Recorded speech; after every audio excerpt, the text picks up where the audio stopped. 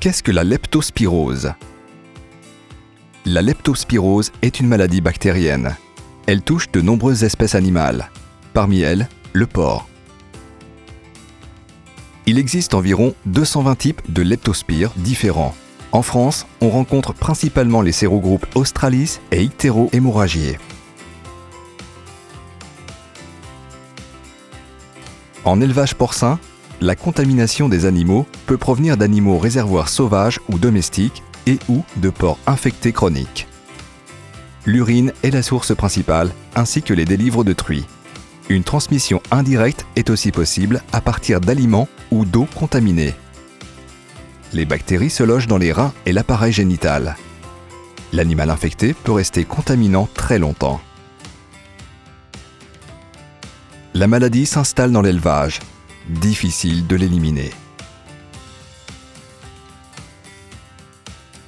La leptospirose provoque des troubles de la reproduction, infertilité avec retour en chaleur décyclé, avortement tardif. À la mise bas, on peut avoir des porcelets mort-nés ou faibles. Les cochettes peuvent être particulièrement touchées. L'impact économique est important avec une baisse durable des performances de reproduction. D'après une étude américaine, une leptospirose chronique non contrôlée pourrait augmenter le coût de production d'environ 6 € par porcelet sevré. Tous concernés? La leptospirose peut toucher tout type d'élevage. Le pourcentage de cas positifs diagnostiqués au laboratoire de référence de Lyon est en augmentation. 21% en 2013. C'est 6 fois plus qu'en 2009. La conduite en groupe des truies gestantes pourrait favoriser la contamination, l'expression et la persistance de la maladie. La leptospirose se traite avec des antibiotiques. Ils n'éradiquent généralement pas la maladie, leur renouvellement est parfois nécessaire.